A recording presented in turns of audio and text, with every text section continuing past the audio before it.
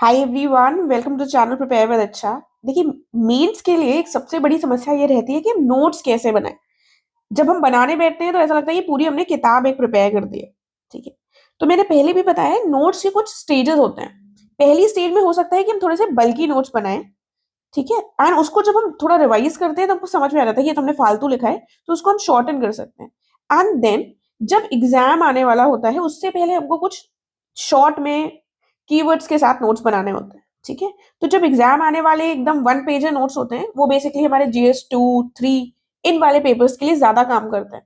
ठीक है, कि हमने डेटा लिख दिया है किसी टॉपिक को डालकर, कि फॉर एग्जाम्पल हमने चीजों को लर्न कर रखा है एनजीओ से संबंधित। ठीक है, तो एनजीओ से संबंधित जो भी डेटा है वो हमने इस पेज में लिख लिया ताकि हमको याद रहे। और कोई भी की टर्म था एनजीओ से संबंधित जो हमको लगता है कि हम आंसर में लिखेंगे, की वर्ड होगा तो हमारा अच्छा इंप्रेशन पड़ेगा, तो उसको लिख लिया ताकि एग्जाम में जाने से पहले एनजीओ के वो डेटा और वो की हम रिवाइज कर जाए। ठीक है, वो लेकिन एग्जाम से पहले का प्रोसेस होता है। जब आपका एग्जाम होने वाला है, आप सब कुछ पढ़ चुके हैं, रट चुके हैं, कई बार रिवाइज कर चुके हैं, एंड एग्जाम से 20-25 दिन पहले आप ये काम कर सकते हैं। ठीक है, अब मैं आपको कुछ सैंपल दिखाऊंगी कि नोट्स इनिशियली जैसे आप बना रहे हैं तो वो बल्कि इतने बल्कि ना हो, कैसे बनाए जा सकते हैं। 1857 के रिवोल्ट से आपको थोड़ा सा एग्जाम्पल से समझाने की कोशिश करूंगी। देखिए, मेन हिस्ट्री के लिए रिवोल्ट ऑफ 1857 इंपॉर्टेंट है, इससे कई बार क्वेश्चन पूछा जा चुका है। ठीक है, तो लोग क्या करते हैं, पीवाईक्यू से ही क्वेश्चन आंसर बनाकर अपने नोट्स बना लेते हैं, but I don't recommend that. मेरे हिसाब से थीम्स उठाकर उस जो भी 1857 से संबंधित इंपॉर्टेंट चीजें पूछी जा सकती हैं वो हमारे पास नोट्स में होनी चाहिए। एक तो रिवोल्ट के कॉजेस क्या होंगे। अब ये हम प्रीलिम्स में भी कॉजेस पढ़कर आए हैं कि नहीं, तो हमें सबसे पहली बात तो है कि अपने नोट्स जो है वो पॉइंट्स में बनाने हैं। ठीक है, ताकि हम पॉइंट्स लर्न कर सके। मान लो हमने कॉजेस लर्न किए तो हम 5 कॉजेस लर्न कर कर आए हैं, हमारे दिमाग में होना चाहिए ताकि हमको ज्यादा सोचना ना पड़े। पॉइंट्स में ही हमको चीजों को बनाना है और लर्न करना है। अब ये economic, political, administrative, socio religious जितने भी कॉजेस हैं सब मैंने लिखे हुए हैं यहाँ पर नोट्स में। अब ऐसे अगर देखा जाए तो इसमें ऐसा कुछ खास नहीं है, हमको पता ही होगा, इजी है। ठीक है, लेकिन इजी है बट स्टिल जब इकोनॉमिक कॉज का पॉइंट लिखने बैठूंगी मैं, तो मुझे कुछ स्ट्राइक करना चाहिए। तो हम पीजेंट्री और आर्टिसंस और हैंडीक्राफ्ट्स के बारे में जरूर लिखें। और यहाँ पर इनका अनपॉपुलर रेवेन्यू सेटलमेंट था ये। तो यहाँ ये आपको लग सकता है कि बहुत ज्यादा शॉर्ट में है, वो मैंने अपनी सुविधा के हिसाब से बनाया है। ठीक है, लेकिन अगर आपको नहीं समझ में आ रहा है तो आप यहाँ पर एक लाइन और ऐड कर लें, लेकिन बनाए उसको पॉइंट्स में ही। ठीक है, जैसे आप पॉलिटिकल है, अब पॉलिटिकल में जब मैं इसको मेंशन करूंगी पॉलिटिकल कॉज, तो मेरे सामने 4 पॉइंट्स होने चाहिए जिनको मुझे मेंशन करना है पॉलिटिकल कॉज में। वहां पर हो सकता है कि मुझे पॉलिटिकल कॉज सारे एक्सप्लेन करने का मौका ना मिले, लेकिन तब भी ये इंपॉर्टेंट टर्म्स हैं जो मेंशन जरूर होने चाहिए। कि सब्सिडियरी अलायंस को जरूर मेंशन करूं, डॉक्ट्रिन ऑफ लैप्स को मेंशन करूं। ठीक है, उसके बाद एब्सेंटी सॉवरेनिटी शिप के बारे में बताया जा सकता है, क्योंकि हमें क्या प्रॉब्लम थी, भारतीयों को ये प्रॉब्लम थी कि हमारे ऊपर तो कोई रूल ही नहीं कर रहा, हमें तो रूल किया जा रहा है इंग्लैंड से। एक ये भी पॉइंट था कि बहादुर शाह सेकंड जो थे, इनका जो टाइटल था वो ले लिया गया था, इसके बाद से कोई भी ऐसा मुगल एम्परर नहीं कहलाया था, ये टाइटल ले लिया गया था। तो ये पॉलिटिकल कॉजेस थे। अगर चारों नहीं भी लिख पाएंगे तो ये दो जरूर लिख दें। तो ये हमारे सामने 4 मेजर पॉइंट्स हैं कि पॉलिटिकल कॉजेस की बात आएगी तो ये लिखिए। अब मैंने सब्सिडियरी लाइंस और डॉक्ट्रिन ऑफ लैप्स को नहीं मेंशन किया क्योंकि वो मुझे पता है कि मुझे अगर इसके बारे में एक लाइन लिखनी होगी तो मैं लिख लूंगी। ऑल्दो शायद इतनी स्पेस ना हो, ना इतना टाइम हो कि मैं इनको एक्सप्लेन करूं, क्योंकि कॉजेस में और भी पॉइंट्स हैं। ठीक है, तो ये वाला जो पॉइंट है मान लो, लेकिन ये मुझे नहीं आता रहा था कि इनको बहादुर शाह को प्रिंस का जो टाइटल था वो हटा दिया गया था, इसलिए मैंने इसके लिए एक लाइन एक्सप्लेन कर ली है ताकि मैं जब रिवाइज करूं तो मुझे ये वाला पॉइंट पता होना चाहिए। एब्सेंटी सॉवरेनिटी शिप क्या होगा ये भी मुझे नहीं आता, तो मैंने इसका पॉइंट एक्सप्लेन कर लिया। ठीक है, मैं आपको समझाने के लिए बता रही हूँ कैसे आपको नोट्स बनाने हैं। देन आता है एडमिनिस्ट्रेशन। एडमिनिस्ट्रेशन की जब हम बात करेंगे तो इसमें मैं कौन से पॉइंट याद रखूंगी कि जो इंडियन एरिस्टोक्रेसी थी इसने अपना पावर लूज कर दिया था। जो मिलिट्री सर्विसेज थी इसमें हाईएस्ट पोस्ट कौन सी रह गई थी, सूबेदार की रह गई थी। और करप्शन था। तो एडमिनिस्ट्रेशन से संबंधित जब मुझे पॉइंट लिखना होगा तो ये 3 पॉइंट्स मेरे सामने रहेंगे। अब इसको आप लोग क्या करते हैं, यही बात आपको किसी भी आप ठीक ठाक अगर कोचिंग इंस्टीट्यूट या किसी भी किताब से नोट्स बना रहे होंगे तो यही पॉइंट्स लिखे होंगे, लेकिन इस पॉइंट को बनाकर लिखा होगा उन्होंने 4 लाइन में। हम क्या करते हैं, उन 4 लाइन को यहाँ पर नहीं भी लिखते हैं तो हम 2-3 लाइन लिख देते हैं, बट देन उसको हमें और शॉर्टन करना है, उस बात का हमें जिस्ट निकालना है कि ये बात कहना क्या चाहता है। तो ये एडमिनिस्ट्रेटिव कॉजेस के 3 पॉइंट्स में आ गया। फिर आता है सोशियो रिलीजियस। सोशियो रिलीजियस की बात करेंगे तो यहां पर देखोगे थोड़ा थोड़ा मैंने एक्स्ट्रा टर्म्स लिखे हुए हैं। अंडरलाइन भी कर रखा है कि सुपीरियोरिटी कॉम्प्लेक्स की बात हम यहाँ पर जरूर लिखेंगे, रेशियल ओवरटोन्स, ठीक है, कि इंडियंस को कैसे एड्रेस कर रहे थे। एक पॉइंट था क्रिश्चियन मिशनरीज जो थी वो कन्वर्जन को बढ़ावा दे रही थी, ठीक है। अब मैंने पूरा नहीं लिखा है कि क्रिश्चियन मिशनरीज से क्या हो रहा था, क्रिश्चियन मिशनरीज और कन्वर्जन लिख दिया, क्योंकि मुझे ये पता है कि जब मैं लिखने बैठूंगी तो मैं इसको सेंटेंस में फॉर्म कर लूंगी, और वहां पर मेंस के आंसर में भी हमें कोई लंबे लंबे पैराग्राफ तो लिखने नहीं है, एक ही लाइन लाइन में शॉर्ट शॉर्ट पॉइंट्स लिखने की कोशिश करनी है, ज्यादा पॉइंट्स हो, डाइवर्स आंसर हो, इस पर फोकस करना है। तो बस मैंने टर्म से अपने नोट्स बना रखे हैं। सोशियो रिलीजियस रिफॉर्म, अब सोशियो रिलीजियस रिफॉर्म जो हुई थी इसमें क्या क्या चीजें हुई थी, सती को अबॉलिश कर दिए थे, विडो मैरिज, वुमेन्स एजुकेशन को बढ़ावा दिए थे, ये 3 पॉइंट यहाँ पर मेंशन किए जा सकते हैं। टैक्स करने की बात की गई थी मॉस्क और टेम्पल्स को, एक ये वाला पॉइंट था, और एक रिलीजियस डिसेबिलिटीज एक्ट।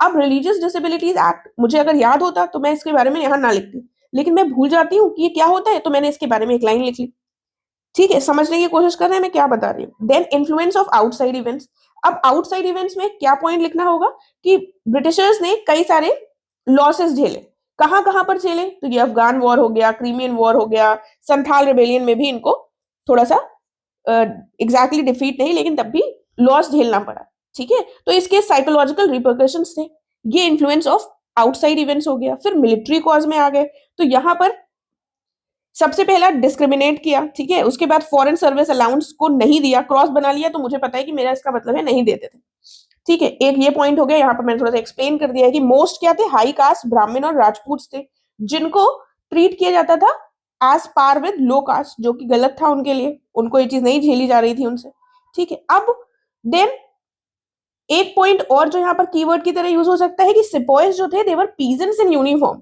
ठीक है, तो जो भी उनके ग्रीवेंसेस थे वो सिर्फ मिलिट्री तक सीमित नहीं थे, वो पीजेंट्स वाले भी थे। और उसके बाद लॉन्ग हिस्ट्री रही है रिवोल्ट्स की, इससे पहले कौन से रिवोल्ट्स हुए उनके नाम भी मेंशन कर दिए। एक यहाँ पर जनरल सर्विस एनलिस्टमेंट एक्ट है, इसको भी मेंशन कर दिया। तो समझ रहे हो, कॉजेस की बात आएगी तो मिलिट्री कॉज में ही मेरे पास 5 पॉइंट्स यहाँ लिखे हुए हैं, ऑल्दो वहां पर शायद मिलिट्री कॉज के मैं 5 पॉइंट्स ना लिख पाऊं, लेकिन जब यहाँ पर 5 पॉइंट्स होंगे तो वहां पर जब मुझे रेप्लिकेट करना होगा अपने आंसर को, कॉजेस बताने होंगे, तो मैं सबके अंदर एटलीस्ट दो दो दो पॉइंट्स तो लिखूंगी ना, और लिखना भी पड़ेगा ताकि मुझे मार्क्स मिल सके, ठीक है। इमीडिएट कॉज लिख दिया। अब नेचर की बात आएगी तो नेचर में कुछ लोगों ने उसको म्यूटिनी कहा, तो वेस्टर्न स्कॉलर्स से में किसने किसने उसको म्यूटिनी कहा, ठीक है। कंटेम्प्रेरी जो भारतीय थे उनमें से किसने उसको म्यूटिनी कहा, सर जॉन सीले ने उसको क्या कहा, ठीक है। मिलिट्री अपराइजिंग, एक वर्ग था जिसने मिलिट्री अपराइजिंग कहा, ठीक है। उन्होंने कहा कि सारे रिबल्स जो थे वो सभी सेक्शन से थे, कुछ लोगों ने कहा कि नहीं ये सिर्फ आर्मी तक सीमित थी, तो ऐसे पॉइंट लिख सकते हैं। अब war of fanatic religionist against Christians, ये स्टेटमेंट दी थी LER रीस ने, तो ये स्टेटमेंट याद रहेगी, इसको याद करना है। हिंदू मुस्लिम कॉन्स्पिरेसी किसने कहा था, conflict between civilization and barbarism किसने कहा था, इस तरीके से लिख लिया। अब उसके बाद बहुत सारे हिस्टोरियंस ने इसको अलग अलग भी डिस्क्राइब किया, सबके नाम तो नहीं लर्न कर सकते, तो उसके कुछ के नाम लर्न करने के बाद स्टेटमेंट्स के साथ ऐसे कर सकते हैं। RC मजूमदार का आ गया, ठीक है, तो इससे संबंधित कुछ कुछ पॉइंट्स हो गए, आगे देखते हो। अब कंक्लूजन, अब मैं जैसे कहती हूँ कंक्लूजन लर्न कर बैठो, तो मैं ये नहीं कहती हूँ कि एक पैराग्राफ पूरा लर्न कर लो।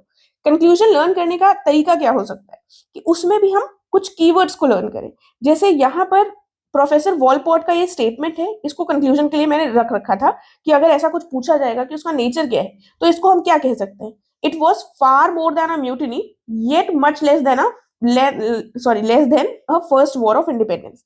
इस बात को किसी के नाम के साथ कोट करेंगे तो उसका जो प्रभाव होता है वो और बढ़ जाता है। एंड देन कंक्लूड, और एक लाइन मैंने ये रख रखी थी कि वॉट एवर द नेचर, कुछ भी नेचर हो, ये हमारा सिंबल ऑफ चैलेंज बन गया था ब्रिटिश इंपीरियल रूल के लिए, ठीक है।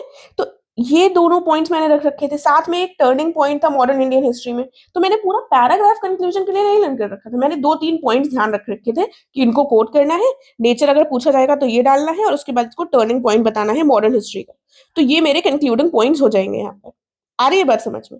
अब कॉन्सिक्वेंसेस की बात आएगी, तो कॉन्सिक्वेंसेस का जब मेरा इंट्रोडक्शन होगा तो मैं ये बताऊंगी कि इसने कैसे ब्रिटिश रूल को शेक कर दिया था, ठीक है। तो अगेन मैंने इसको शॉर्ट में लिख रखा है, जितना ज्यादा शॉर्ट रखेंगे उतना उसको पढ़ने रिवाइज करने में हम उसको याद मतलब रिवाइज कर पाएंगे, याद कर पाएंगे, और वहां पर एग्जैक्टली रेप्लीकेट कर पाएंगे। रेप्लीकेट मतलब जैसा यहाँ पढ़कर जा रहे हो वैसे ही वहां उतार देना। अब अगेन देखो मैंने कॉन्सिक्वेंसेस की यहाँ पर पॉइंट्स बना रखे हैं कि transfer of control, no territorial, no extension of territorial possessions, ठीक है। तो अब ट्रांसफर ऑफ कंट्रोल की बात आएगी तो डायरेक्ट रिस्पॉन्सिबिलिटी किसकी हो गई? ब्रिटिश क्राउन की। कनिंघम के वर्ड्स को यहाँ पर लर्न कर रखा है कि भैया the change was formal rather than substantial. ठीक है, तो कनिंघम ने ये बात कही थी, तो ये पॉइंट हम यहाँ कोट कर सकते हैं। फिर नॉर्मल ट्रांसफर ऑफ कंट्रोल के पॉइंट्स और भी यहाँ पर लिखे जा सकते हैं कि वाइस रॉय बने, ये बने, वो बने।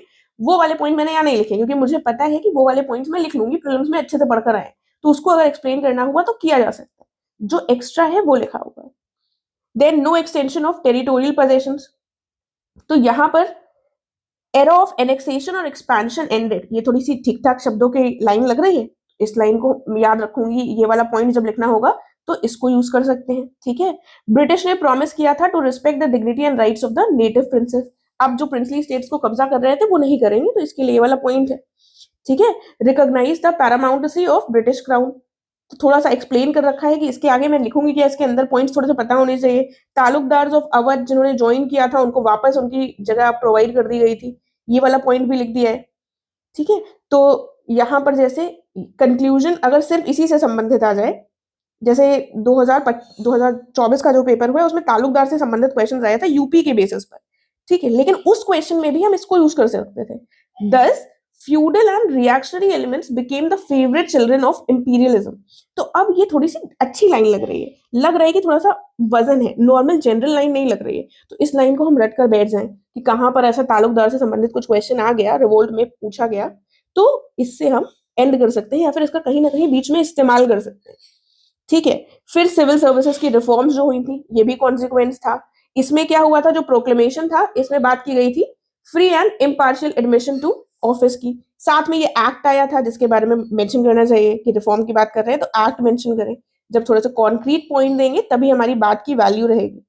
फिर और रीऑर्गेनाइज करना इंडियन आर्मी को, तो यहां पर भी एक की टर्म हो गया किसके बेसिस पर, डिवीजन एंड काउंटर बॉयज। उसके बाद जो रेशियो था वो मैंने ऐसे लिख रखा है। ठीक है, अब यहाँ पर एग्जाम में जाकर 1:2 ऐसे थोड़ी ना लिखूंगी, लेकिन यहाँ पर लर्न करने के लिए लिख रखा है। ठीक है, डेवलपमेंट ऑफ रिप्रेजेंटेटिव इंस्टीट्यूशंस, अब उसमें इंडियन काउंसिल एक्ट का मेंशन कर दिया और इंडियंस जो लेजिस्लेशन में थे उनको opportunity for avoidance of misunderstanding, अगर लेजिस्लेशन में पार्टिसिपेट करेंगे तो मिसअंडरस्टैंडिंग कम होगी। तो इसको मैंने पूरा सेंटेंस नहीं लिखा है, डैश डैश बनाकर टर्म लिख दिए, इंडियंस लेजिस्लेशन अपॉर्चुनिटी। ठीक है, तो मुझे समझ में आ रहा है कि बात हमें क्या लिखनी है। ठीक है, रेशियल बिटरनेस जो थी वो बढ़ गई थी, एग्रेवेट हो गई थी, aggravated.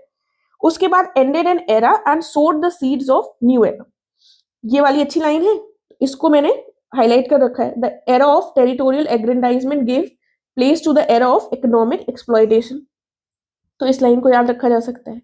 For the British the danger from feudal India ended for ever, feudal जो था सामंतवादी भारत था उससे हमेशा के लिए जो डेंजर था ब्रिटिशर्स के लिए वो खत्म हो गया, क्योंकि उन्होंने जमींदार को अपनी पार्टी में कर दिया था। सामंतवाद जो एक समस्या अभी तक बना हुआ था वो खत्म हो गया। अब नया चैलेंज आ गया था, किससे आ गया था, नया चैलेंज आ गया था प्रोग्रेसिव इंडिया से।